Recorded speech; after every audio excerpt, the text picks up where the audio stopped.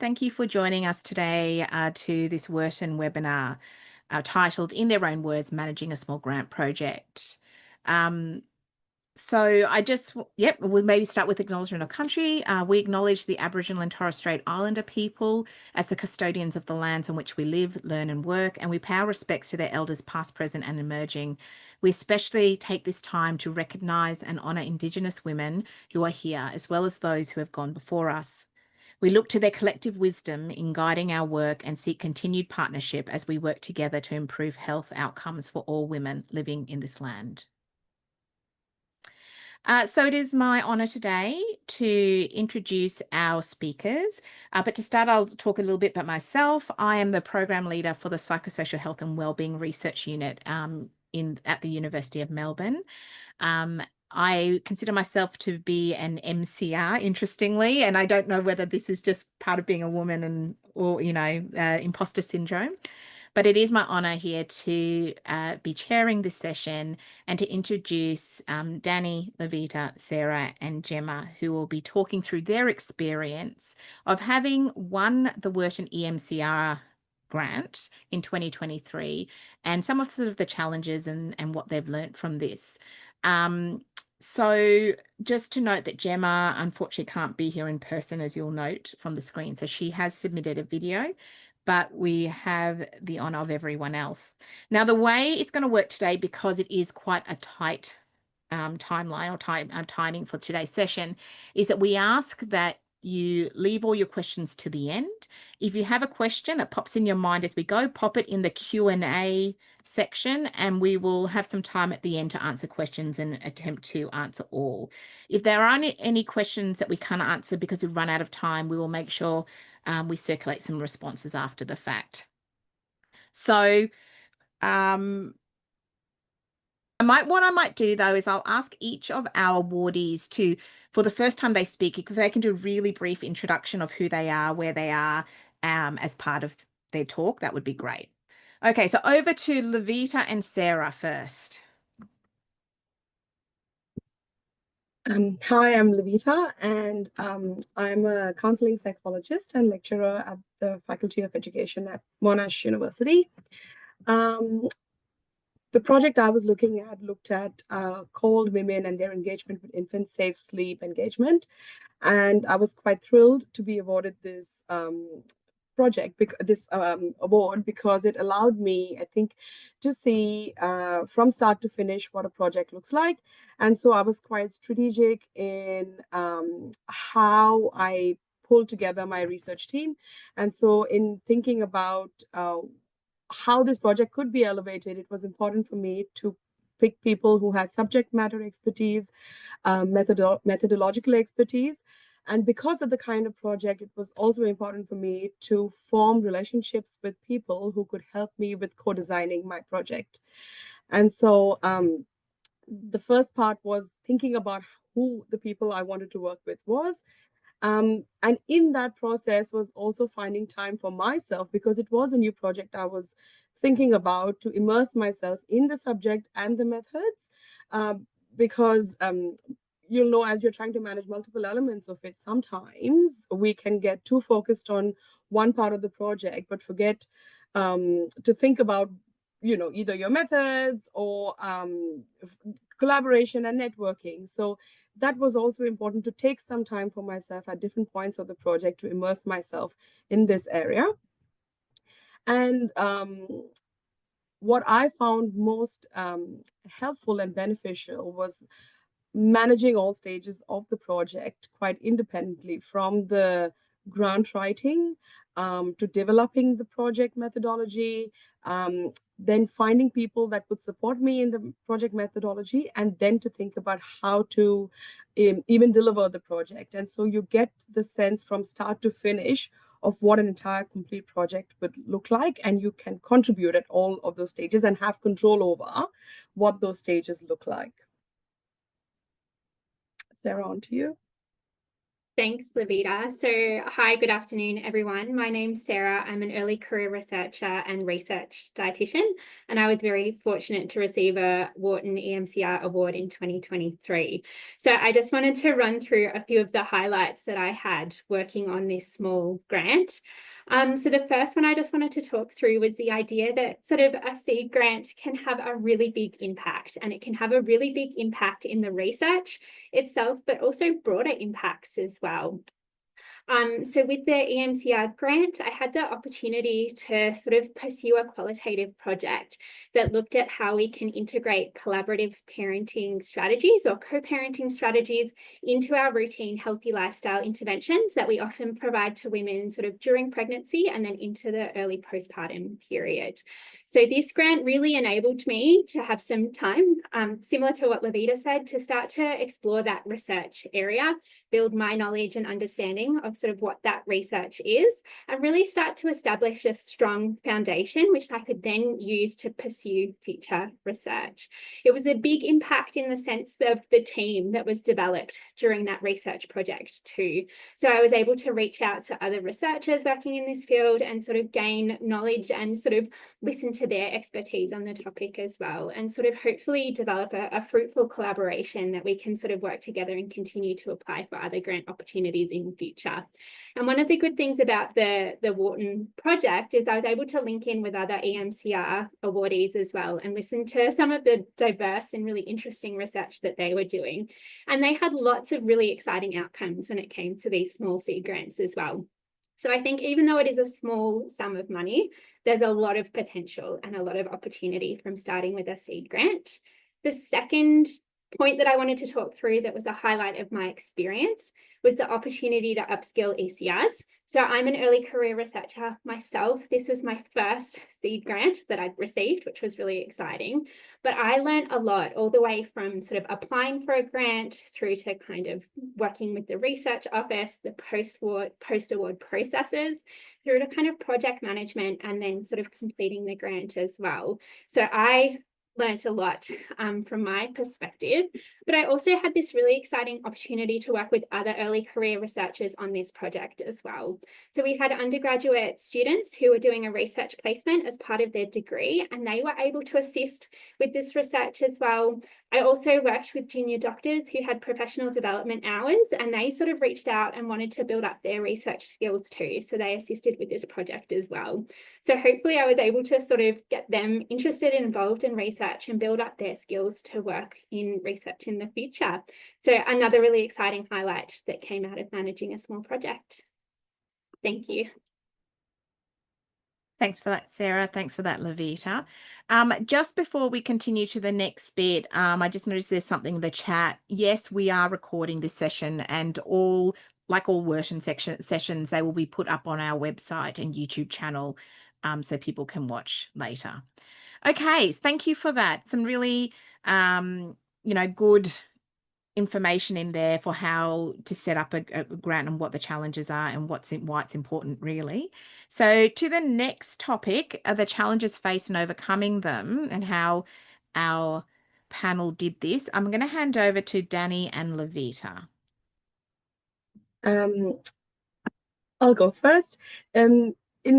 For my project in particular, because I was looking at cold women and their engagement with infant safe sleep education, I had to really think about who I wanted to recruit and what population I wanted to study in that sense, given there's so much diversity. I come from India, and even within the Indian population, there's such a diversity.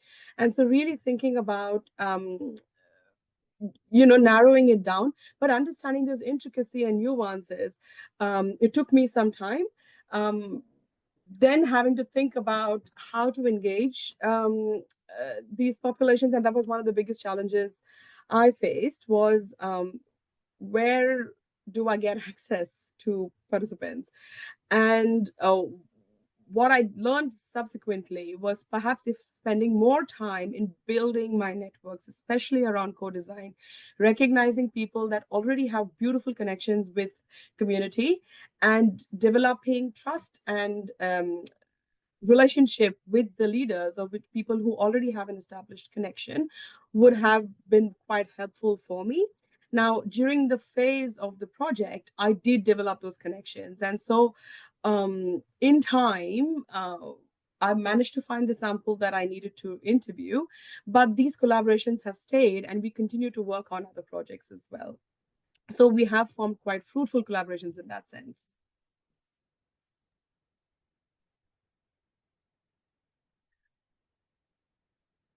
Okay, I'll do the next two points. My name's Danny Hitch. I'm an Associate Professor of Occupational Therapy and a mid-career researcher, and I'm in a joint position with Deakin University and Western Health down here in Melbourne.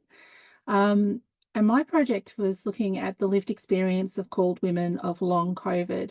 So picking up on the point before that, these grants are on a smaller end, but actually that's the first time this topic's been looked at in Australia at all. So it can definitely have a really big impact. So talking about the challenges, I think as academics, often we get very focused on publications in peer-reviewed journals. And oftentimes we're driven by our universities to focus on that. As we all know, it's not the quickest way to get the word out in terms of what you've been able to do with your project. So I think that is one of the challenges if you're wanting to share your findings in a timely way. If you just focus on traditional ways of publishing, that's not going to be something that you can achieve during the life of a small grant project often. And after the grant finishes, you lose a bit of momentum and then sometimes things don't get published at all. So we really looked at sharing our project through a range of different options. So we have been working on a peer-reviewed journal article, which is almost finished now, but we did things like made a time to go to the local council and speak to their diversity committee and did a presentation about what we'd found, which has been really useful. It's actually built a relationship with the council, which means they're now on an MRFF application with us. We've published some of our findings in a book chapter, and that was a really nice way to publish the findings, because when you're writing a book chapter, that's a bit different than a peer review journal article. So you have more scope to put in reflective questions and take a more storytelling approach. We've also shared some of our findings with local community groups, and we've also shared some findings online. So we've really looked to get things out as quickly as possible. And I'd also encourage you to look at whether you can share your findings as a preprint. Most journals now will accept a journal article that's been published as a preprint already, but it's really about getting it out there so that people can benefit from all the hard work that you've done. Another challenge, I think, with these is that time goes very quickly. My project had some challenges in terms of getting through ethics, and so it's really good to have clear timelines and milestones, which you will have when you're applying for a grant anyway. But it's also really good to have a plan B and a plan C, plan D, for what will happen if things don't go as quickly as you thought. So in our case, I did a lot of that building relationships with the core communities while I was waiting for ethics to come through, which meant that when it came through fairly late, we could just hit the ground running and get our interviews done. We ended up doing about 30 interviews with people in a fairly short period of time.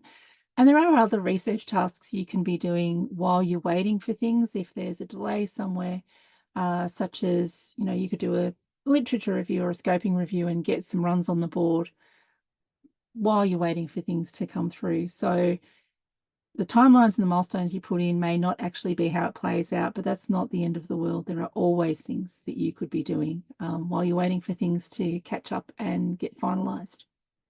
So I'll move on to the next slide now.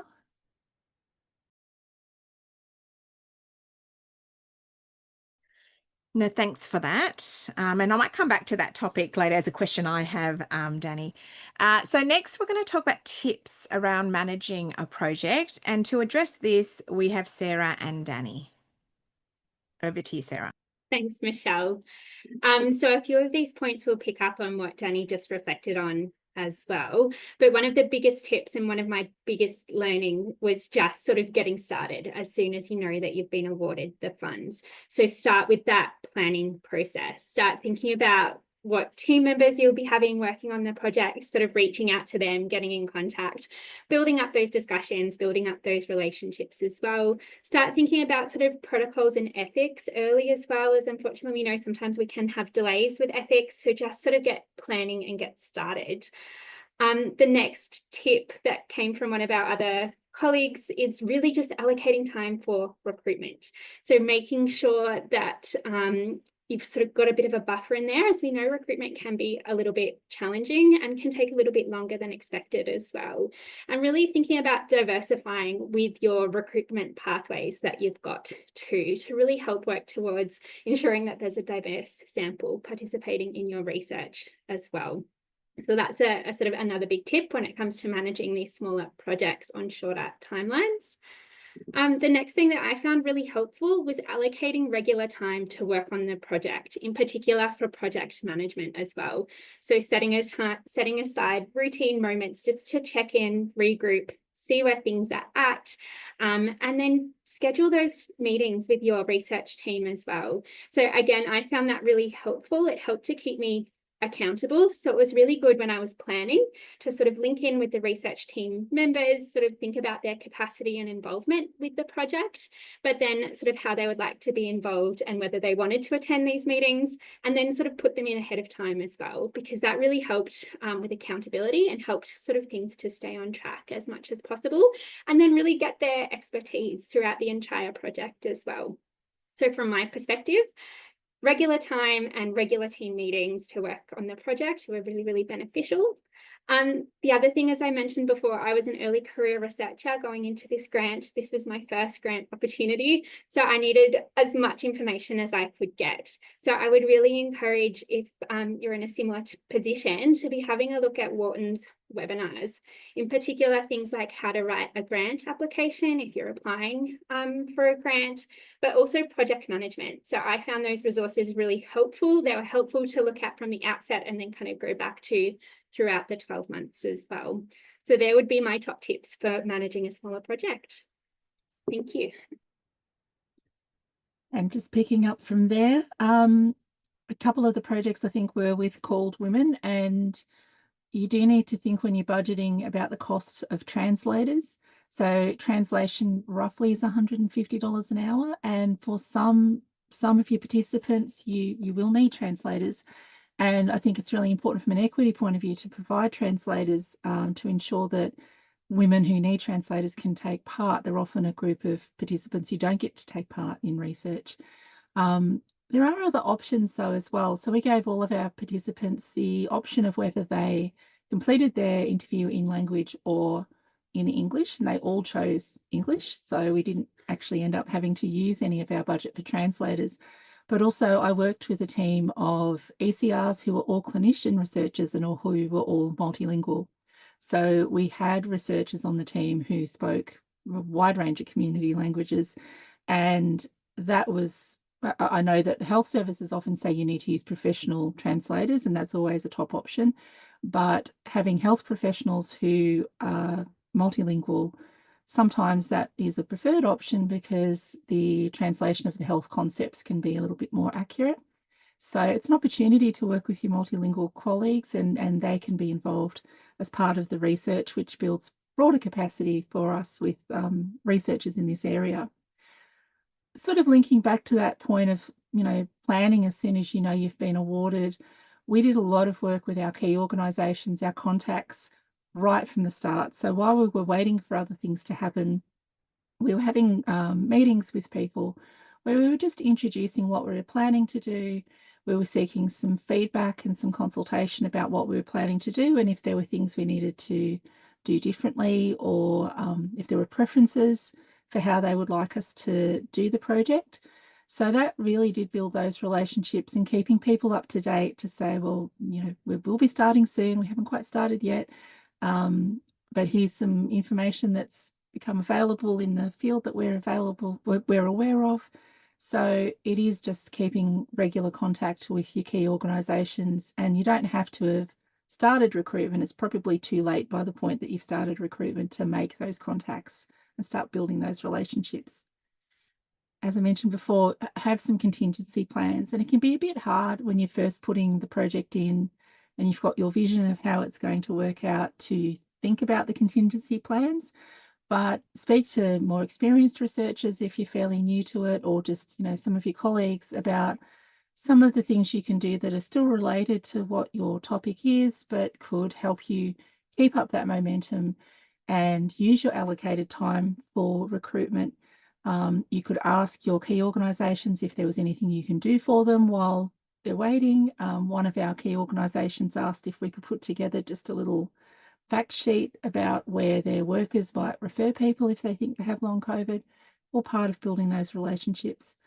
And just going back to the Wharton webinars, one of the most useful things throughout the time that I was working on my project was a Wharton webinar about working with local councils. So my background is all in clinical health, and hadn't occurred to me up to that point that I could be working with local councils, but local councils are very close to their communities and have all of the networks.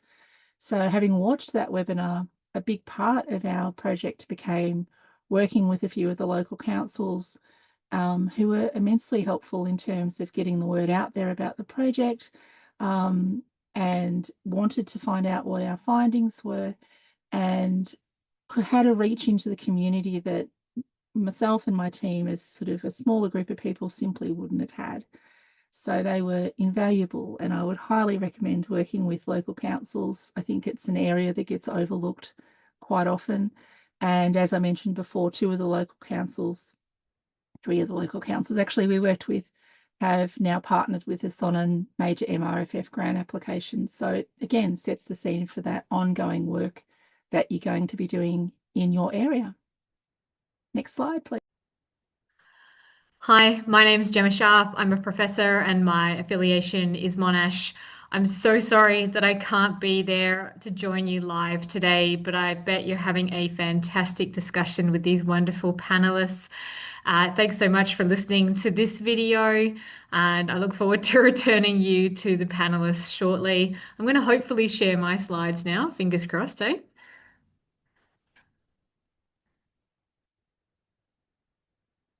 Alrighty. So I'm lucky enough to be chatting about what I do differently and why. And of course, I invite my fellow panelists to add to this.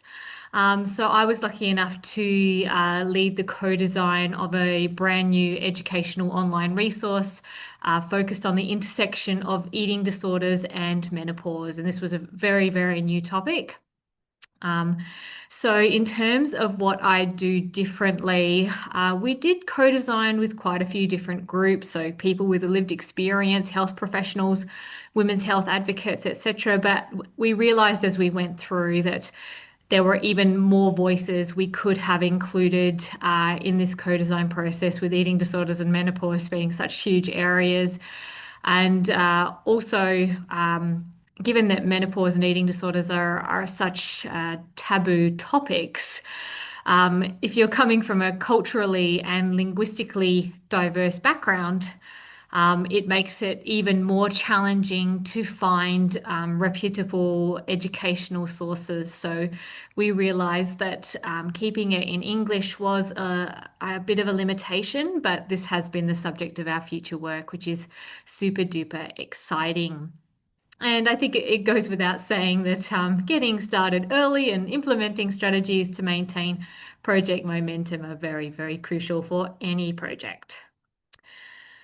So, as I mentioned earlier, given the focus on eating disorders and menopause in this sort of 2023-2024 period, we really noticed that there seemed to be a lot more spotlight on women's health from government and other key organisations, and more grants offered, including some MRFF schemes.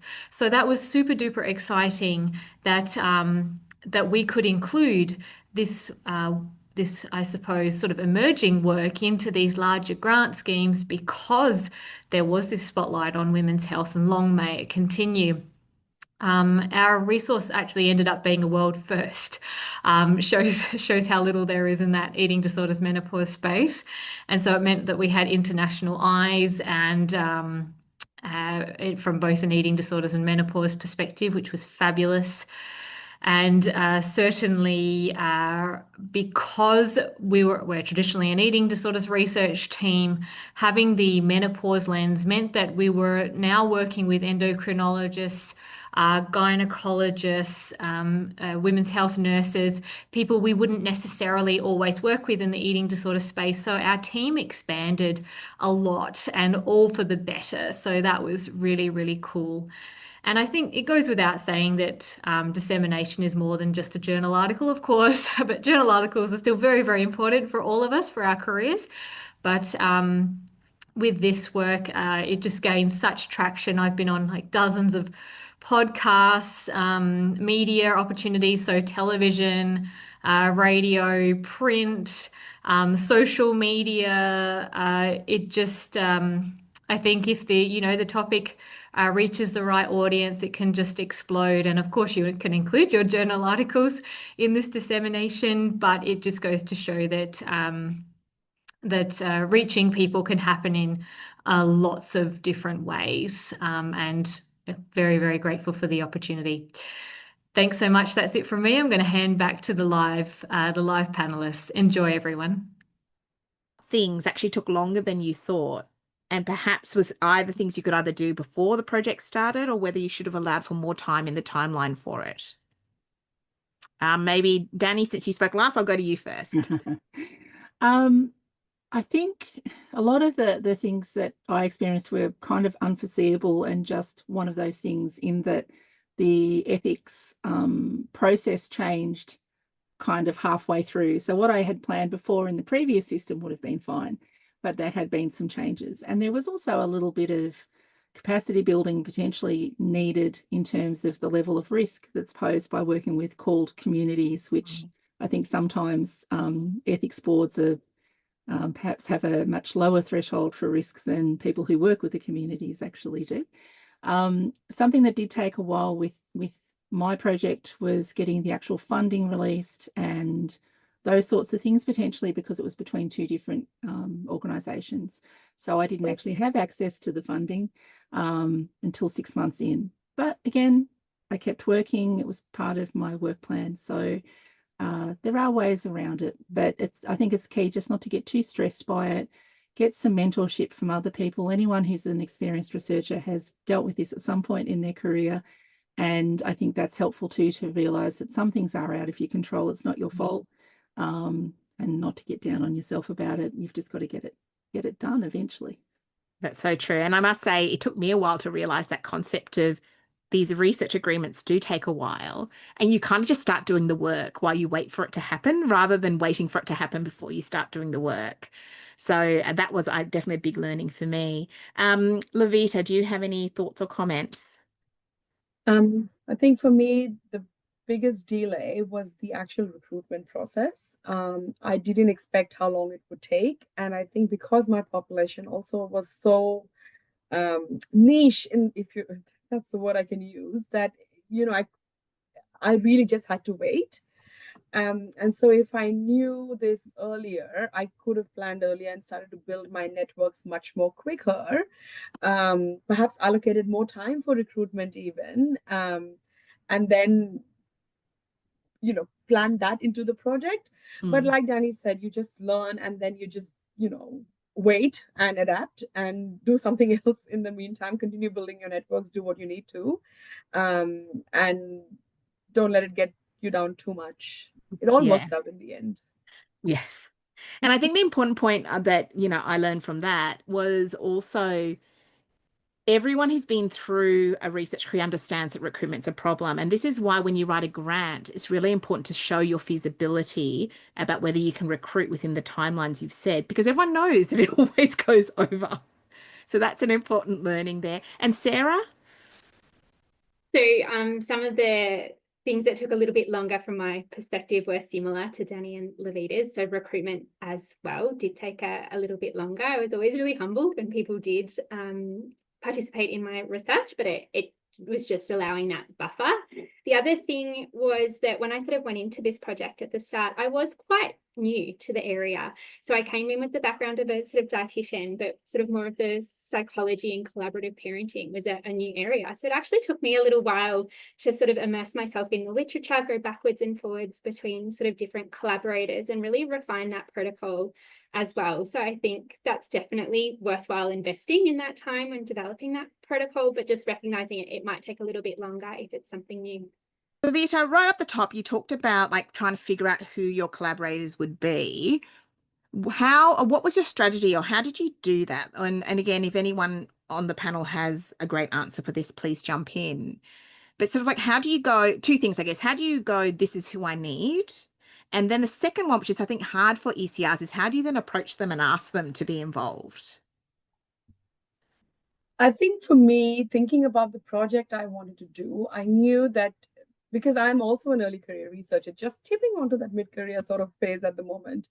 And so I looked at people within Australia and internationally that who were already working in this field. And it's again quite a niche field of infant sleep in that space. And so identifying people who had published and who were doing well already, I had them on my radar. And so from a subject matter expertise, that's what I had in mind. From a methodological expertise, it wasn't that. I had to go to someone else completely different and go, look, I'm looking to work again with a different population because I'm sort of marrying two separate fields here. And so my strategy was just be shameless and ask, and the worst you can get is no. And so I just asked, and I've been quite privileged and blessed, I think, that people have gone, yep, okay, we'll come. Not everyone, most have said, yeah, we'll come along and help. Leveraging the opportunity. So let's have a look at this. Again, maybe, I don't know if anyone has particular expertise on any of these or any thoughts on any of these really that they want to use. I mean, I'll just jump in because it's part of what I was going to talk about anyway. But I do think one of the best, these small grants give you this great opportunity to be able to leverage up and giving you some preliminary data and things like that. So Danny, you even mentioned in yours that you got an MRFF application from this. So maybe you could speak a bit more about that. Yeah, I think you've sort of got to always have your eye on what the next step is going to be and being strategic. So that kind of starts when you're actually writing the grant application. Not that we should ever just write grant applications purely to get more grants and to align, but it does make sense to sort of think about, well, what are the opportunities in my area? And you don't have to go sort of just up to the next step, as in, it's probably easier to go from, say, a $10,000 grant to a $50,000 grant. You can definitely use a smaller grant like this to then go for, well, the one that we're going for is like $3 million. So because they often start a new field or their sort of foundational studies, they are actually quite weighty in themselves. But we also used, as we were going through, we were a bit opportunistic. There were a couple of other sort of smaller grants that came up, which we had enough stuff from the work we'd done to go for. And we unfortunately didn't get them. But, it does give you a springboard, and you've got to be a little bit responsive rather than waiting right to the end and then thinking, okay, what other grants are there? Because your headspace will be in whatever you're looking at. And that's kind of when you'll see the opportunities come up because you're looking for them in a way. So even if you're only halfway through, but you've got enough to sort of put something together for, the next step up, 20 grand or 50 grand, go for it. It's kind of like asking someone to be part of the team. There's no reason not to. You don't have to have that journal article and everything published before you take the next step. Yeah. Yeah. Sarah, is there anything you'd like to speak to about leveraging the opportunity? Yeah, thanks, Michelle. So the comment that I'll just reflect on is about developing the research team. So again, speaking of highlights, that was a real highlight for me. But I think sort of establishing or working with this team to establish this area of research provides a real foundation to then look at kind of where to from here as well, and sort of working really collaboratively with them to pursue other opportunities as well. So we have the research itself, but also that research team, I think, will just be as important to leverage this opportunity moving forward. Great. And Levita, your thoughts? Um, for me, it was also working with other ECMRs in like EMCRs in this sort of space. So yes, it helped me form my research team, but it also got me noticed. And so as a consequence, I got invited onto other projects, which even though I wasn't a lead, I was able to contribute in a very meaningful way to other projects. And so this was a great opportunity to sometimes put yourself out there, even if it's something that you're not traditionally successful at. But for me in particular, I think it was a great opportunity also to form that international research collaborations, because having an international researcher who's very well recognized in your field, be a co-author on your publication, really starts to get not just your research out there, but your sort of your profile out there as well. And so I've been able to use this opportunity for those purposes. Yeah, fabulous. So just talking, I might just talk about some of the other points. So in terms of the international research and multiple modes of dissemination, so one of the things that was interesting about Gemma's work is it had international interest because her work was around menopause and eating disorders. But what that means, so keep eyes on research internationally, see what everyone else is doing, see where your research sort of fits into that and what gaps you fill. And that might give you opportunities to really disseminate broadly. So Gemma is on radio, TV, podcast, print media, like because it was interesting internationally, she was able to sell the scope beyond just Australian work. So whatever your work is, always think about, I guess, that sort of generalizability or that broad, like who is going to be interested? Is it just limited to us or do we have scope beyond this? And that in turn, I imagine, will lead to international collaborations or people wanting to replicate her research. We've certainly found that with some of the work I've done in my team, where, whether it's your article or whether it's something else that you've done or presented, people reach out and go, oh, we're really interested in that. Let's, in fact, one of my former students presented his work recently at a conference and emailed me going, oh, everyone's really interested. I'm giving them all your email address. So just be clear that they might be wanting to contact you to replicate. So definitely pitch it in terms of an international space. And just to that first point about more women's health focused grants, I've noticed there's been heaps. I'm sure you all have too. So this is a great opportunity. That there seems to be this shifting focus and the understanding that women's health needs its own research and its own focus. Okay, next slide, please, Linda. So my take homes, I was asked just to talk about my thinking back and reflecting. And I think this just embodies what everyone has been saying. Yes, we start small, but it's good to start because it's a way to test out ideas. It's a way to build collaborations. It's a way to produce early outputs in a space that you may not have any expertise. Because when you go for those bigger grants, you need to show that you've worked with the people before. You need to show that you can manage a study, you can manage a budget, that you've got some of this preliminary data that you can use to show that you're on the right track, that you can publish together. These are all things that kind of sell the feasibility of a grant. It shows that you can deliver outcomes. So that's something they do look at. Like, you got this grant, have you produced an outcome from it? You lead a team, all of those things. So for those first 2 points, it's just these small grants allow you to do that and go forward.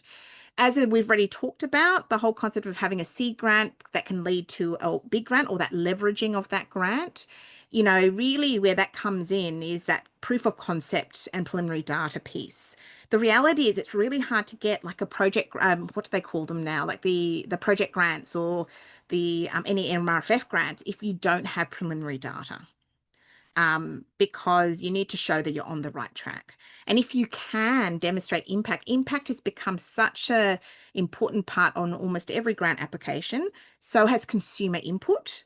So if you can start building those trustworthy relationships with your consumers, and then that you can feed into your larger grant, and if you can show impact, that's really going to help you along for that next one.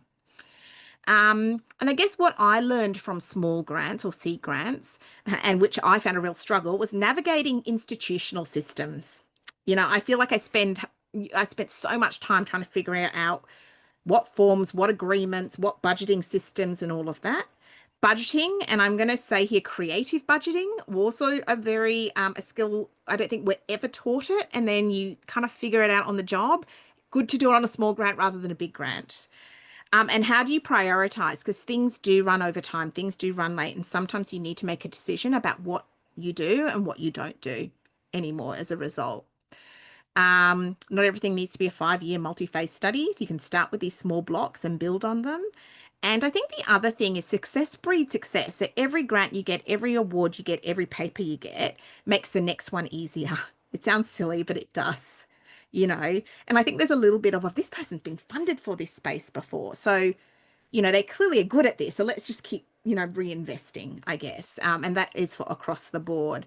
So I still apply for small grants because they still will help me, especially for a new field or a new area I'm building. They will still get me down the path. And then eventually I hope to get a big grant, right? So that's kind of my thoughts. Okay, so that brings us to the end of the talks. We have a couple more questions for the panel. So first up, um, what do you think, now you've been through it all, you've had this money, what do you think was the most useful way to spend the money you got? Sarah, I might start with you.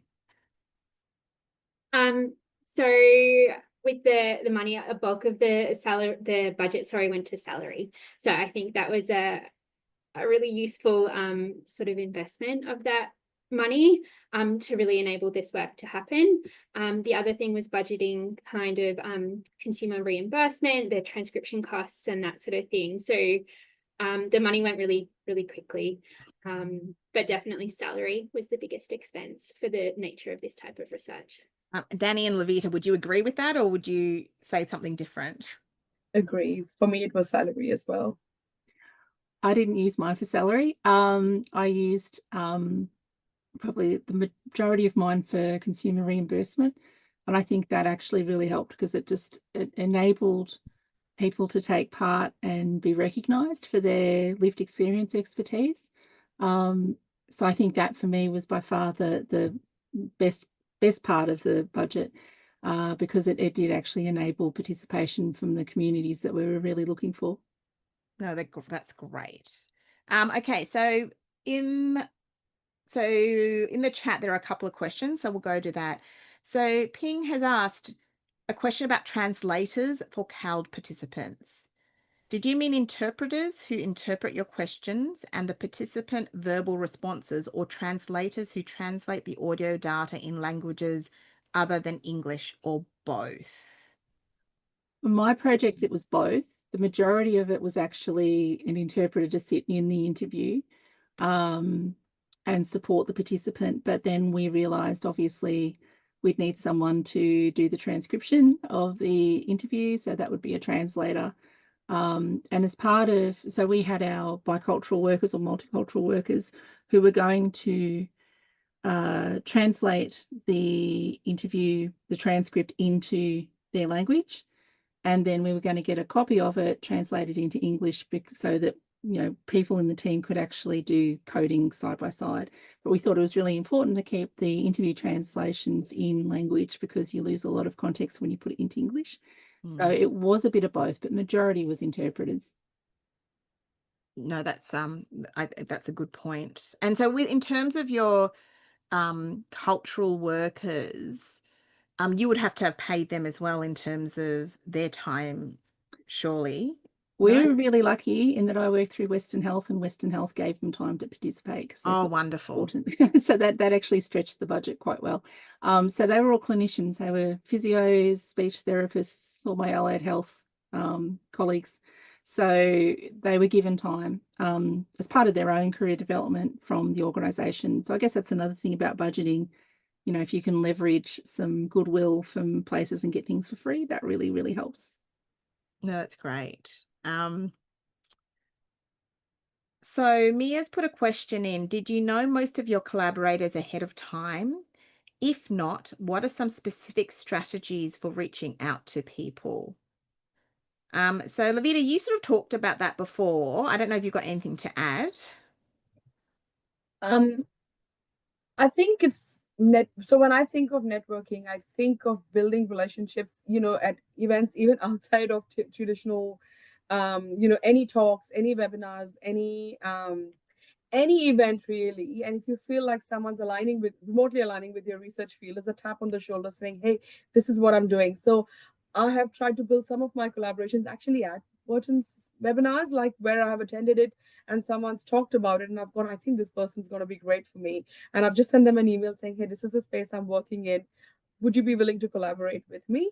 Other times it's conferences, and it may be a talk that's completely out of my field, but may have shown some sort of overlap. I'll just tap them on the back and say, hey, this is what I'm doing. Are you interested in collaborating with me? So those are some of the strategies I used. I don't know about others. Sarah, do you have any thoughts on that? Yeah, so I think something that I found helpful is the idea of the warm introduction. So if you have a mentor or you work with sort of other senior researchers or other researchers that are linked in with people that you're interested in working in some capacity, it's really asking if they can sort of help with that introduction too. And that can be really helpful just to start up that discussion as well. So from my experiences, I've found that another helpful way to sort of link in with other researchers working in the field.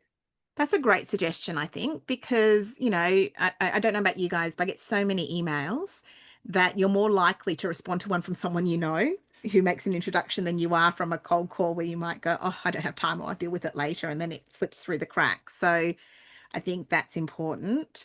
I think back and I go sometimes, you contact someone, they don't respond, and you feel shy about reaching out again. My instinct is I would at least try another time because, again, for those same reasons, right? Things fall through the cracks. So it's definitely worth being a little bit persistent, but not annoying, whatever that means. But yeah, like I think my mentor always says to me, when you write a grant or when you design a project, think about it like you're baking a cake or cooking a recipe. You need to figure out what all the key ingredients are. And once you know what those key ingredients are, you then source it. So then you go, well, I need, I don't know, a statistician, or I need a cultural worker. And then you go, who might be well suited for that? And they might tick more than one box. So, if you're doing a grant that needs international collaboration, try and find someone internationally that does that rather than having two different people. And then that's how, you then figure out who. And then, of course, you just ask and hope they say yes. And most people are flattered if you ask. So that's always a good thing. Any other questions more broadly? We probably have time for one more question if anyone has it. Do you guys have questions for each other? While you're thinking, so one of my questions was around the dissemination piece. So things like we're talking about, publications take a while. It's not necessarily the quickest way to get things out, and nor is it the widest reaching way if we're trying to reach consumers or end users or just people in general, the public.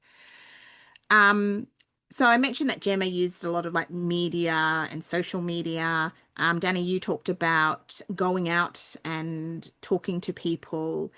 I guess there are two parts of it that I'm wondering about. One is the time investment that's needed for that. So I don't know if anyone can talk about that. And two, things like social media. Did any of you use social media to promote your work? And do you think that helped in any way? Did you get much engagement from it?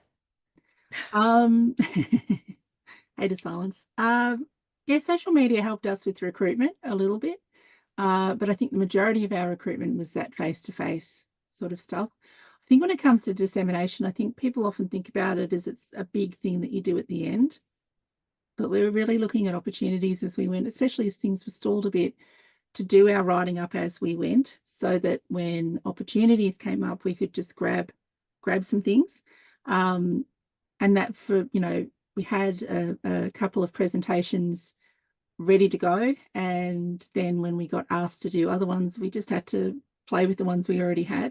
And we did that all the way through, so that once we had some preliminary data, we started putting dissemination things together.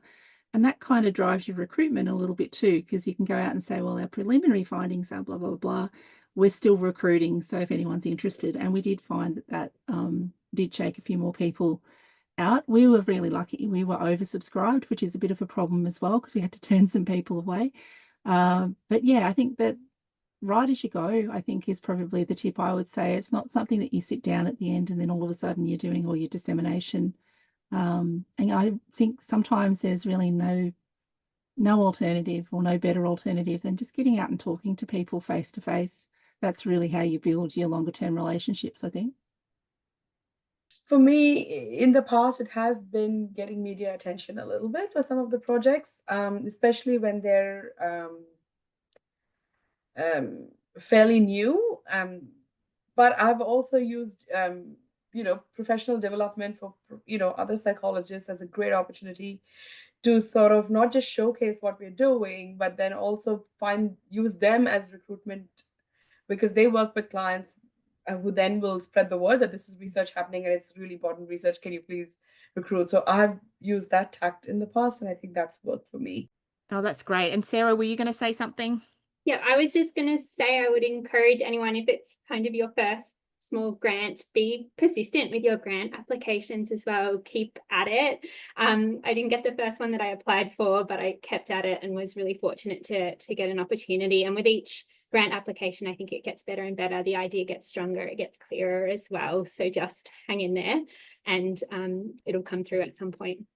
Thank you for that. And just my last tidbit, years ago, I was a research trials coordinator for a national group, and we analysed sort of the application process. And this was for NHMRC grants. And we found that on average, people got their grant the third time they applied. So it's the same project applying 3 times. So things may have changed, success rates have changed, but I think it just shows that persistence is actually really important, because each time you refine it and it gets better. And you've got more preliminary data each year as well. So, Anyway, thank you so much to everyone who's attended. Thank you to our panel.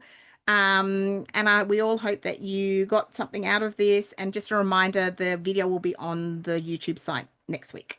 Thanks, everyone.